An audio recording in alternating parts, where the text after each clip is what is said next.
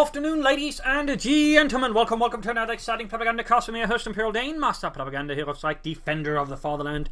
Off here to a 2 vs 2 on Schillberg Outskirts. Between the west we got von Ivan and German Rock, fighting here for the Soviet Union for the 2nd Guard Tank Corps, clashing towards German lines of the command here of Sturmtigers and Lyconius, fighting for the Wehrmacht, the Oberkommando West Germany, taking on the role here of the, let's just say, Kampfgruppe Wolf. And we got here shock rifle to meet each other for 9. We got Partisans, shock rifle, and so to say, I'm here for German Rock. Lot of IS2 bullets there for von Ivan, with mechanized assault, storm doctrine, assault support for Sturmtigers, elite armored, Luftwaffe, and scavenge doctrine from Lyconius. So quite a mix there. We got a full screen Kuban there for Mr. Lyconius. As for von Ivan and both German Rock, they're going straight into penal trooper builds.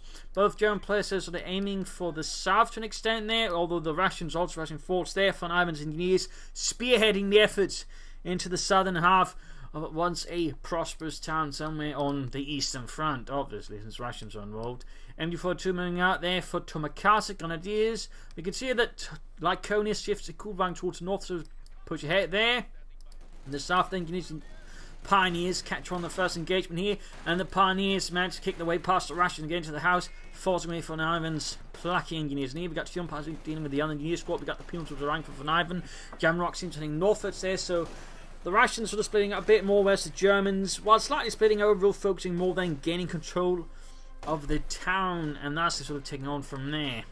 MD-42 moving aggressively, that could be a bit risky there, seeing as the enemy is pretty close, but Sturmtigers does not seem to care much about that. Grenadiers moving up support here, Fulton moving to support as well, getting up behind the blind spot of the house. Samex down with the victory point there, going to keeping the second people around there, so German Rock is moving to support von Ivan here in the south, as they are both realising this is where most of the Germans are, and that's where most of the killing needs to happen. Although, of course, they could perhaps consider other angles of that attack. Also, big thanks to Ian for donating and supporting the Propagandacast. Most appreciated, most appreciated. Certainly helps out a lot there. Forces moving northwards. We got Grenadiers, forces moving towards here, and up north, Kuban dealing with engineers there. Back here, we got Sturm Pioneers about to reinforce, more Fulton with Lyconius. As for Sturmtigers, we got a Grenadier for there, moving up to support his men there with a bit of light artillery against the Russians. For now, moving into Sniper, German Rock with more penal troopers, more Strafniki, and as to secure the centre, or the south, basically the town there, we're going to see that Sturmtigers and Lyconius begin to spread the troops northwards. They're still keeping a presence here, though I might recommend some barbed wires and mines to further fortify things, because otherwise, all that's now guarding the town there is basically an MG-42 with a few blind spots, which I would describe as being a bit overly ambitious there in terms of the control for Sturmtigers and Lyconius. So I think some field defences, either through mines or barbed wire, preferably both, could do a lot here to make it harder for the Russians to just sort of flash the southern half of the map. You just push back here, Germans pushing northwards. We got German Rock here though contesting with his penal troopers. Lyconius' forces being a bit extended there, not quite working in formation, and German Rock definitely pushes it back. As Sturmtigers is now putting more effort into the south here. Grenadiers more surrounding here. Flying efforts up for the Pioneers, but no mines. No field defences to make any assault head-on a much more dangerous task. We can see, in fact, here that von Ivan is going for more to the zone. A mortar. Truck moving out there for Lyconius. Looks like it's going to be a battle group headquarters close to the front line to support him and Sturmtigers. And there goes Hatchet against the Volta there. He does spot it. He does spot it. And a huge chunk of the house there gets blown off alongside some parts of the hedgerows. German Rock clearly was no man for finesse when it comes to clearing an entry. Up north here though, Lyconius launching a counter against a second penal trooper squad here, isolated in the zone. It is quickly overwhelmed here by Lyconius as local superiority up far north and needs retreat, as they've done their part and can't do anything further versus the German army. Sturmtigers, the slight support for Fulton Grenadiers. In the south here we got Pioneers standing about, but there's nothing really happening. No mines, no barbed wire, nothing there from Sturmtigers that could, make any attack here on the Vit town. A bit more of a difficult prospect. The machine gun, the mortar does help a bit, but there's snipers and other things that could be sort of, further happen, like smoke screens, flanks, and whatnot. So a few mines here and there could do a lot for Sturmtigers. Incendiary appears when the mortar fire there, though, holds up for now. So in this case, we executed with about as much finesse as a man barging in through the front door of a McDonald's while he's drunk. In this case, the McDonald's was equipped with an MG42, but overall you can sort of see not particularly clever, and in this case, Death well easily pushed back there by Tomakasa. It was a bit risky there with the sniper. The MG42 needs to retreat there, reinforce. In this case, the Belgrade headquarters nearby, so they should pull back. In the meanwhile, lay down some mines, or some barbed wire to at least make it hard, but that you have to go machine gun needs to get out of there. In which case, you'd also dispatch his grenadiers and other forces to the south there to sort of hold up the line, because I mean, it's pretty close to the base, and for now, it's not going to take long before it launches the second wave, and there we go. Tomakasa following up here with the 222. Like to punch his beer wagon. Tomakasa is now rather all over the map, meaning the south is now quite open. As for Lyconi, he's going for light infantry gun. I'm not entirely sure I'm a huge supporter of that. Jamrock going for shock rifle. Both solo players are going for shock rifle. I generally do not advise both players going for the same doctrine. I mean, it can give you a lot of strength at the right times, but at the same time it means you have a lot more, or a lot less strategic flexibility. Not more, but less. So that is worth keeping in mind there. German players, on the other hand, have yet to choose a doctrine. So in that regard, the Serb players overall, I think, displaying a bit more of a firmer strategy and a clearer idea of what they want to do compared to the Germans, who might just be a bit more reaching around. In particular, again, the light infantry gun seems like a weird choice when both players have gone for a penal trooper heavy strategy. You should rather be aiming for a lot of machine guns or maybe a flat half track. The 222 is going to caught there. Need to pull back. Ah, oh, scheiße. Close there for Tomakasa, very close for Tomakasa. And the Kampfgruppe Wolf. Up north, they have managed to kill territory. They're taking a beating there from Jamrock's forces. He's having none of that. In the meanwhile, counterattack happening slowly towards the south there. Phenomen's forces are a bit now scattered themselves, and nicely easy targets for Tomakasa's men to deal with. Field Hospital up here, we got a supporting company out for Jamrock, displaying again his tendency for not just relying solely on penal troops, but actually going for support weapons there. For now, on the other hand, favouring more snipers and other business. Almost got the Strafniki, they're leaving only one behind to be dealt with by the Pioneers. Machine gun setting up support there in a nearby storehouse there. The MD-42 on the other hand has now switched positions to sort of further cover the north half into the cemetery and the centre victory point, if it can see that far, which it can't. I've been shooting at those bastards.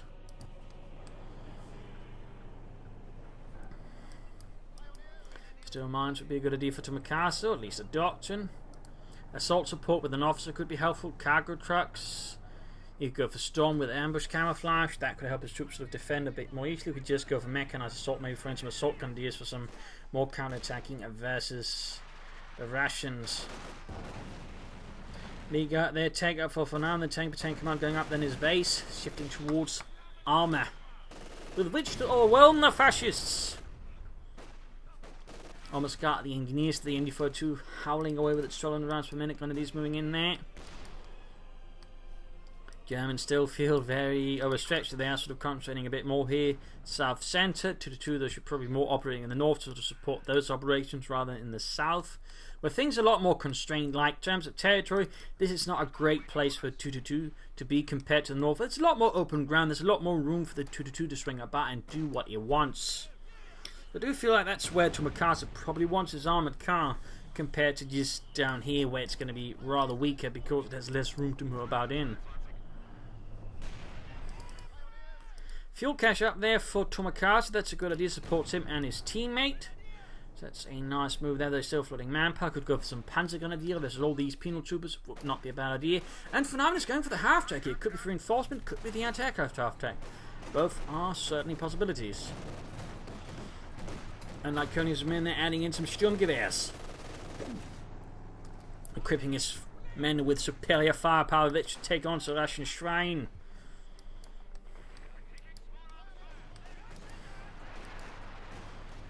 Penal troopers need to retreat. Well, the grenadiers need to retreat. The penal troopers might soon be forced to retreat, though, as we got assault rifles and autocannons just hammering away at their position. Plus, of course, the latest Infanterie Schutz, which has so far killed one fellow.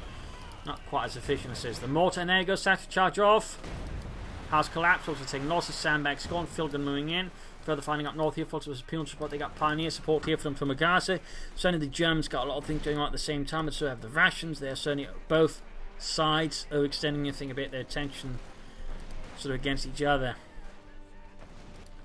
Got another truck moving up. That's probably going to be fair punted quarters for Propagandacaster to sort of lock down there. It's part of the area. Mortar here firing from behind the church, and we got shock troops out for German Rock. And von Ivan going as well. The von Ivan has suffered rather heavy losses. He's down to just one penal squad and then the shock troopers. So von Ivan here might want to be a bit careful. The snipers having done some work. You got the half to them being hit to 2 million to try and cut it off and prevent the Grenadiers from getting wiped. TV also. So there we go. Shoot, Helmut, shoot it before it stretches to paper. What? You know, it has a lot of 50 caliber Maschinengewehren. So it's going to do a lot of damage if you're not careful. And there you go. Von Ivan drives it out of there. Pretty close engagement between the two. Had Propagandacaster won, that would have been a huge win for him, since he'd just been able to restore a lot more with what he had there. Although again, it could easily have swung against him, so it's a bit trickier there. Shock was suppressed though. Second shock was caught moving in, and this time though, of course, for von Ivan. Germans were taking sort of slightly better map control for now. Machine gun there repositioning again. One option here for Propagandacaster to consider is actually laying down some bunkers around here, but others I'd still recommend some mines. Maybe a bit of barbed wire. Field gun all cleared up for the Sturmtigers. We got shock troops there, saving the day here for the 2nd Guards Tank Corps. Schwer punted quarters up to cover the area around here. And the area around the Battle Group headquarters. Of course, it does mean it is exposed. Support up here for Propagandacaster. Panzer Grenadier on the way. Good, good. But still, neither German player is really committed to a doctrine. And meanwhile, though, taking advantage of the Germans folks in the centre to swing through the south. Very good response there by German Rock. U-34 now the one to set up in the church here. There you go, grenade here from the shock troopers. Doesn't do too much damage there. Up north, people were there, snipers retreating in the wake of a massive German wave there, charging between the tombstones. And then a satchel charge right into the horde, and Lyconius mostly dodges it, except Fritz and Ludwig. They didn't make it. Continue to advance there. Keep moving, men. If we stop up, we become easier targets. Yeah, but we could also hit them easier. Yeah, but you know, that's why we have the Sturmgewehr. Accuracy becomes slightly optional. In the south here, Panzer pushing back. They did the 2-2 there. The penal troops got the field gun. They're bombarding the church, trying to force up the machine gun. And so far, if it doesn't force it out, it's definitely going to be forced into the next realm. Further pressure here in the south. Certainly heating up here a bit. Field gun there, peeled up by Lyconius, giving him some anti-tank and artillery at the same time. Not a bad idea. Pioneers going to do with the shock troops. That's gone up too well. He's close. They could try and rush out Ostwind here versus the rations, but he's more likely, I think, go for a Panzer IV here. Still, no doctrine though from either German player. Got this history in the H-16 moving in to hunt down the 2-2. We got like Kedman for nearby, but otherwise, overall infantry presence in the south is pretty much ration. Is definitely not good for the Germans. They need more troops down there. 2-2 falling back like Kedman for creeping hit. I finally got some infantry moving in there from the German side. They lost control over a few points, though it's not going to be like the Russians can control the southern one right away. Up north, shocks with the push back a Sturm Pioneer squad. A lot of back and forth here. Down there with access to incendiary barrels. There he goes, calling it on the church. Going to burn out the fascists. Looks like Tomikaze's not paying attention. That could be quite expensive there. As Captain Pushkin's 585th Artillery Regiment bombards the position of an incendiary artillery shells, wiping out the machine gun possibly, and the mortar. There you go, both wiped. Big win there for von Ivan, big win. I feel like the Germans are hunting too much around the church, so they're forgetting the rest of the map. That their bases are falling into Stalingrad syndrome, which basically means they're not getting the resources, which is definitely not good. So there definitely needs some change in tactics there from the Germans, and they also need to put more pressure into the north because they're currently conceding a lot of ground to the rations.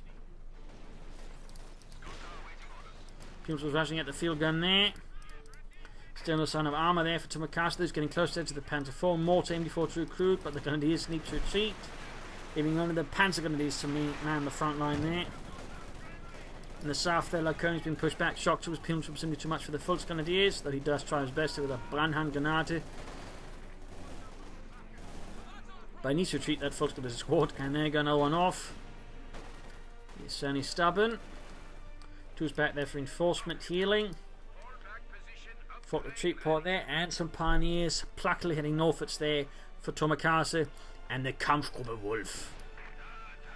Got the US-6M hanging back there, securing the SIS-3 again. Oh, there goes our punching force coming up there, forcing a full retreat there for German Rock. Even this is securing the south more or less entirely.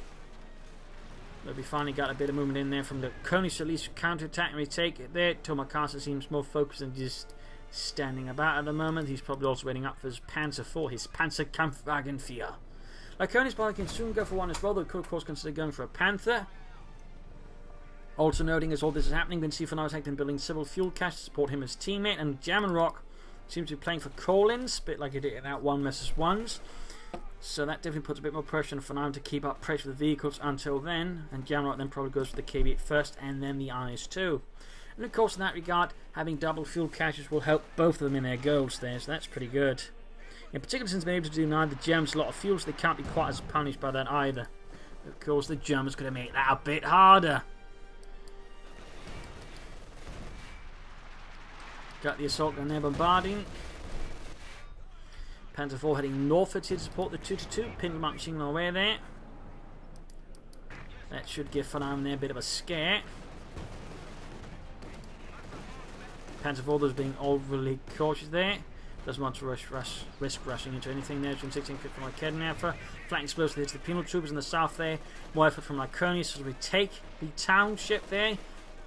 And Snipes almost being right on a retreat, but I doubt Lykednaffer is going to have any help there.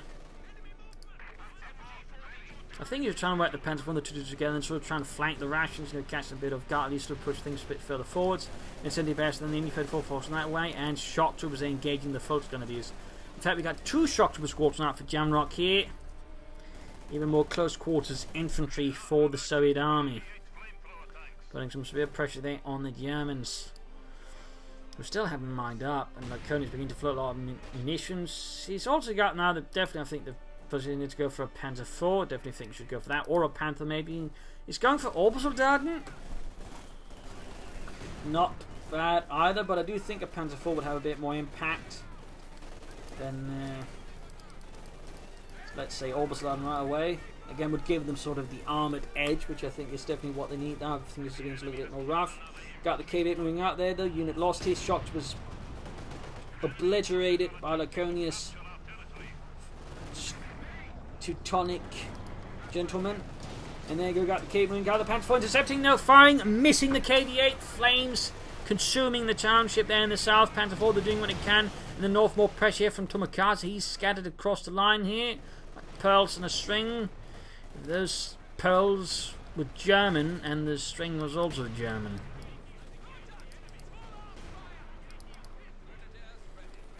Got a field gun destroyed. Lyconius still not committing to any panzers. And certainly no doctrine either from any of the German players. That's starting to look a bit worrying there. Starting to look a bit worrying. For now, they're probably been closer to the IS2, though German Rock is pretty close as well. Compared to the Germans, got nothing going on there. All on Cuban Force. They're going to flank the sniper. There you go. Shoots him, Jürgen. I once that sharpshooter dead. Yeah, you did it, Jürgen. You snipes the sniper with the Maschinengewehr. That is German engineering und training. Und 800 rounds per minute, mein Feldwebel. Ja, ja. Don't ruin the fun now.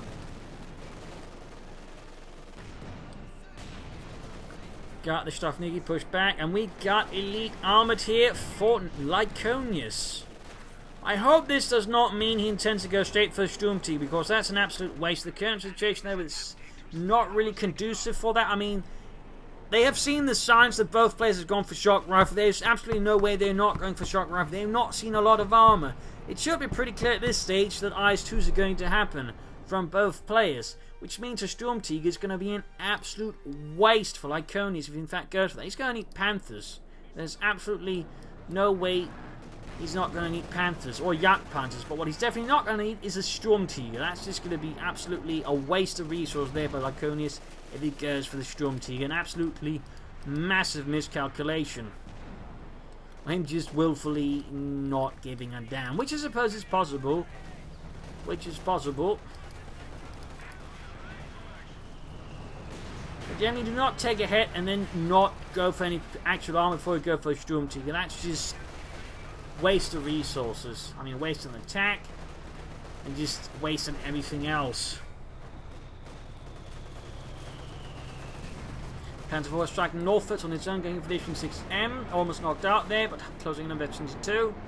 Tomokaze has gone for assault support, so about the 20-minute mark, we actually got the doctrine chosen for all sides here.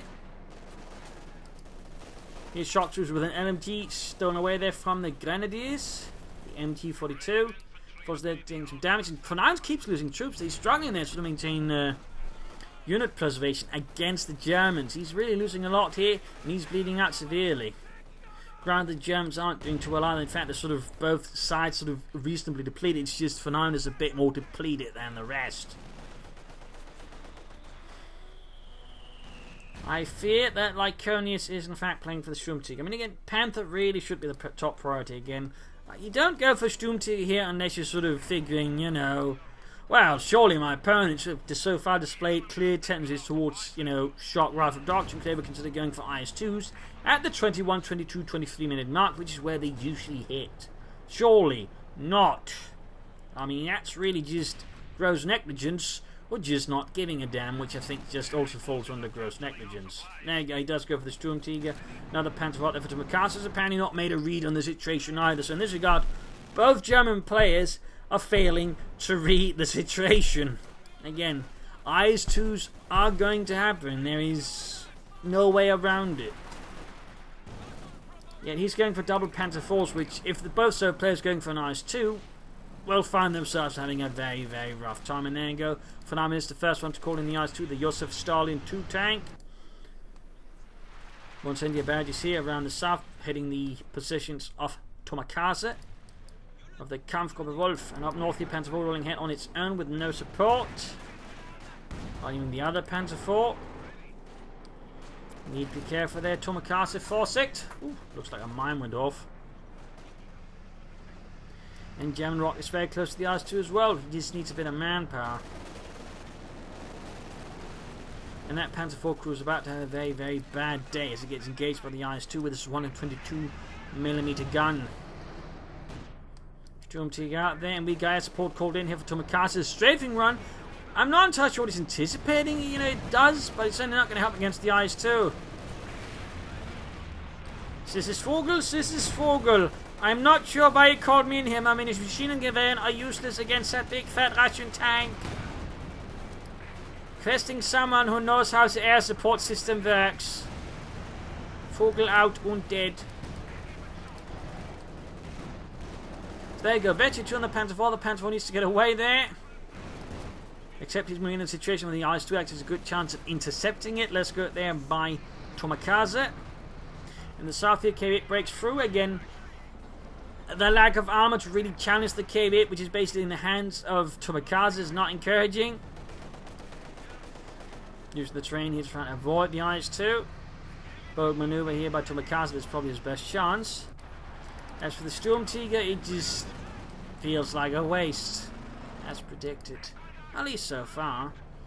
But it's not really the sort of, again, environment where, like, the Sturmtiger is going to be amazing. It's not like the server players are just blobbing up, sort of swarming about there. They're not playing awfully statically either. So it's just, in many ways, not an environment where the Sturmtiger is going to do amazingly. For Mortal lost the Panzer IV, they just pull the other one back. I have no idea, by the way, why Tomokaze would send his heavily damaged Vetchi 2 Panzer IV after the IS2 with no support again. He's going to need Sturks. He's going to need a lot of Sturks there. He needs to keep the Panzer IV away from it until then. Got the carried here with the Sturmtiger. Nice work. But now we got the second IS2 out. And, well, the Sturmtiger won't be able to help with that right away. That's going to take it some time to reload. And then you can maybe shoot at it. So, also very important to keep in mind, the Germans are a bit short on anti-tank otherwise. So it definitely feels like the Germans made a critically bad read here on both Soviet players. Mein Gott, Ludwig, the Russians, the Untermensch, how can they both go for a strategy that involves heavy panzers? This is inconceivable. Friedrich, I don't think that is what the word means. I think it is very inconceivable. It's just you're too arrogant to ever conceive of it. Shut up.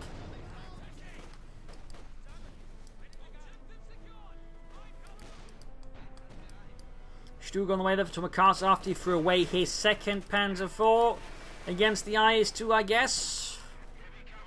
Come on, Tomikaze. Call yourself something like North America's finest and then proceed to throw away your Panzer IVs after having made a critically bad read on both the opponents. But there you go. He's going down heavy down the anti-tank weapons against the Russians.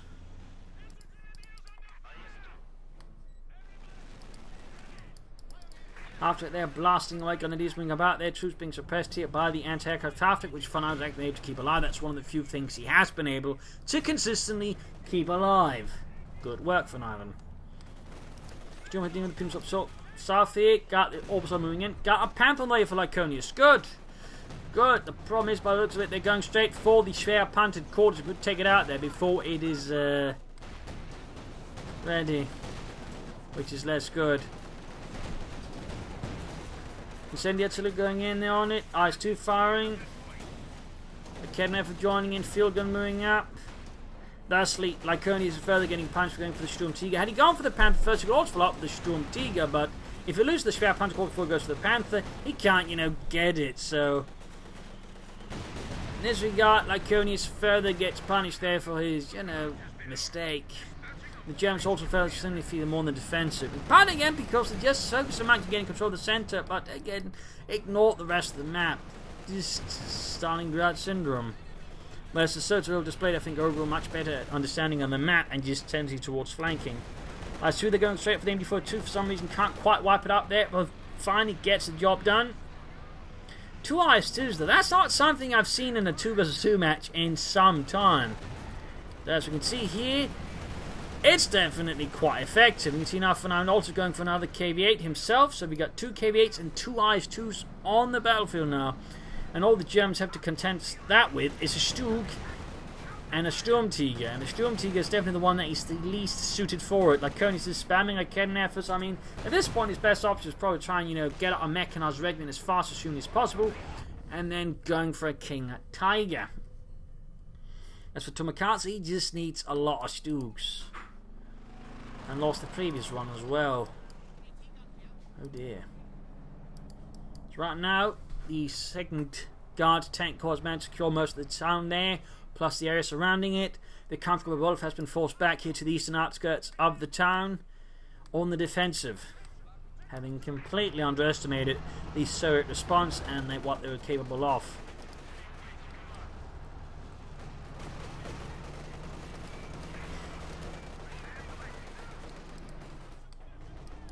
Forces moving about. He's shocked was hiding there, ready to ambush anyone who gets too close.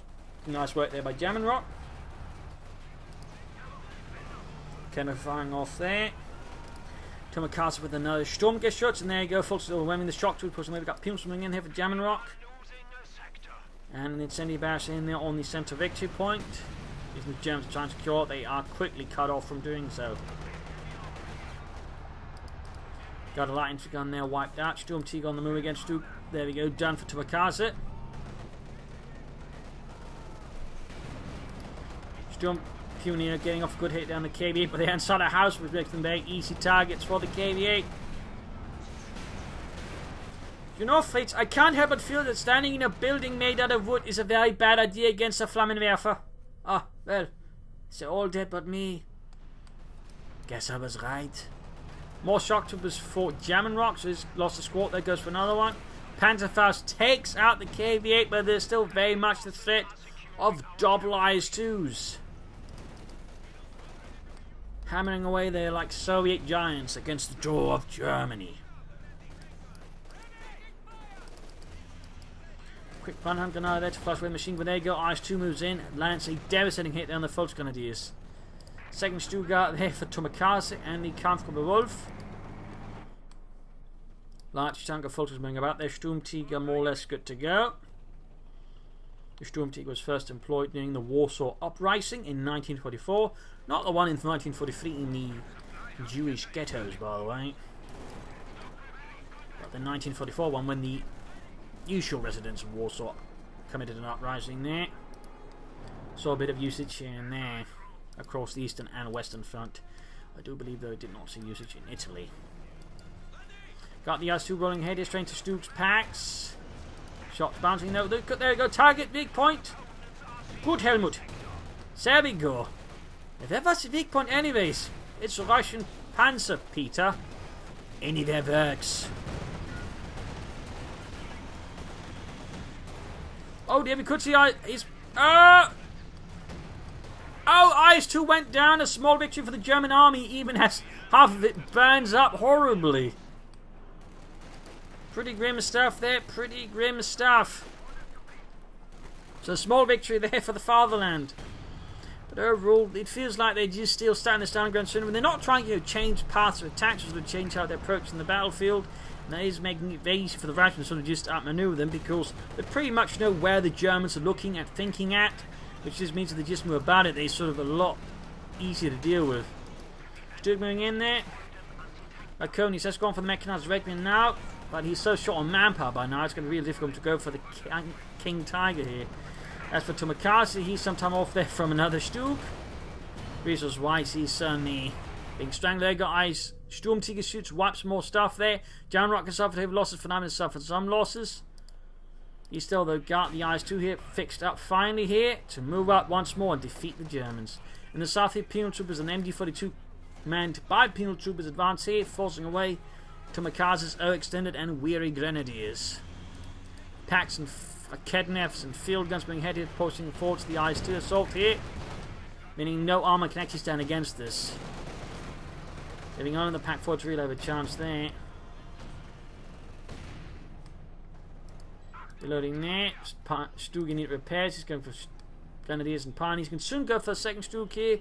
North is pretty much more or less pristine in comparison to the centre there, which is completely and utterly scorched.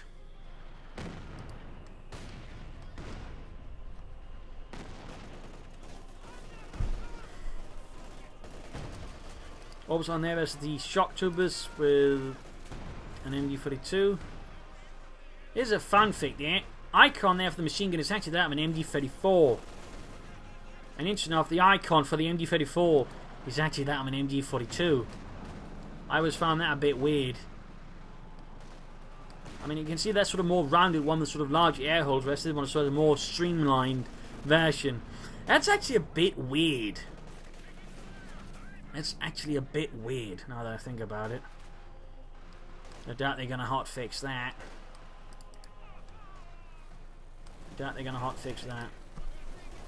Panzer being murdered by the shock troopers. That's likely going to be a wipe there with a bit of bad luck for Tomokazu. Now there are shot there for von Ivan. Second Guards tank corps has all of the IS-2 it needs to crush the fascists. The Stavka has committed a small reserve. Folks up close, they're going down the Stravniki. And go, two IS-2s moving through the centre. Got the Sturmtigers trying to somehow stall this assault. Should probably deal with the IS-2 that's not moving rather than one that is. So McCarthy needs to get a Stug in there. There we go, fine from the north here, flanking it. But no munitions for target weak point.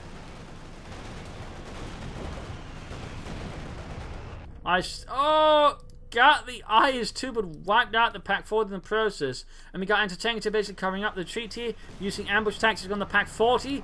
The Stug's being drawn into the kill zone. There we go. Oh dear. Can he get away in time? Looks like he just barely. And there you go, finally a King Tiger out there. But again, because they sort of put so much effort here, they haven't been able to gain victory points to sort of stall things down there. In the north, they just try to outmaneuver the Russians. Demo charge. Avoided there by Lyconius through either German or von Ivan's not paying attention. But it looks kind of like game over here for the German army. The Kampfgruppe Wolf has been worn down and beaten here by the Russians. The Second Guards Tank Corps bashed its way through.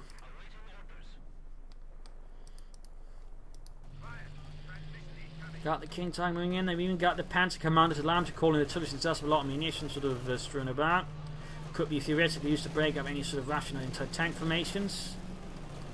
I doubt that's how it's going to get used. King Tiger rolling hits, troops supporting, going straight for the half-track there. Troops are pressing the south, pushed away by the King Tiger. They're going to tank guns opening up there. Could call in artillery here using the coordinated barrage ability. Or just drove straight ahead. 24 points left, got the IS2s moving ahead here.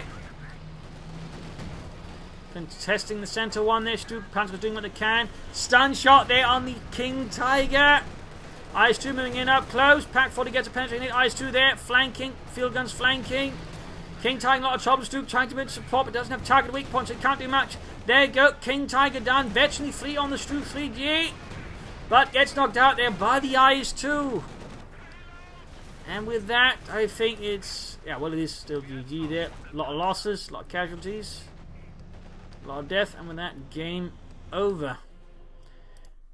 The comfortable world has been dispatched here by the Russian army, broken and battered and defeated. Overall, though, it came down in part to just Stalingrad syndrome. Again, the Germans, for some reason, deciding all of their effort should be on the central victory point, where there's barely any resources, whereas the southern and northern half, where the fuel is, gets barely any attention.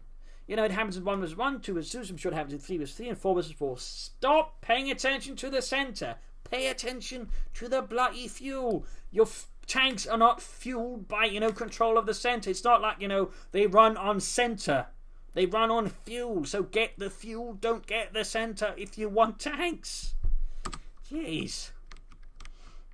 So that is certainly some room there for improvement on the German side, but also just... they really misread the Russians. Apparently, again, they just could not see it despite shock troopers and incendiary barrages. KV-8s just never struck them that maybe our opponents are both going to go for IS-2s. Or maybe just one IS-2 and actually did not go for things that could have hard countered, like, you know, Panther, Jagdpanzers. Stugs, instead, they first went for a lot of Panzer Force and a Sturmtiger, like they were just operating on another plane. So, you know, learn to read your opponent better as also a good rule of thumb. I mean, if you're not really seeing anything in terms of medium armor for some time and you're getting close to the 20-minute mark, and again, 20-minute mark is a really good rule of thumb here, you're safe to assume your opponent's going for call-in heavy tanks. Thus, you should try and prepare for it. It's just, they didn't do that. So compound it with, again, heavy control focus on the center. They just sort of allowed themselves to be sort of pinned down and destroyed in detail by phenomenon. German rock, where I think, you know, displayed more sort of tactical acumen and strategic understanding, just maneuvered, hit here and there, and, you know, just broke through brute force when they had the two IS-2s, because at that point, you know, again, because Tomakasa and Lyconis just did bring up any serious counters, they could just do steamroll them. So, you know, I think some good lessons we learned from this 2 vs 2 match. So there you go. Hope you enjoyed it. Hope you learned something from it. If you did, want to subscribe, tell friends, share it with everyone. If not, send a new plan of your own, provide some feedback in the comments section. Of course, a big thanks to all my patrons and supporters, without which this episode would not have been possible. If you'd like to support the Propagandacast, do consider donating. Links in the video description. You can also pledge on Patreon there. So this is Imperial Dancing. Cheers. Thank you for watching. Hope to see you all tomorrow for another sounding episode. Bye.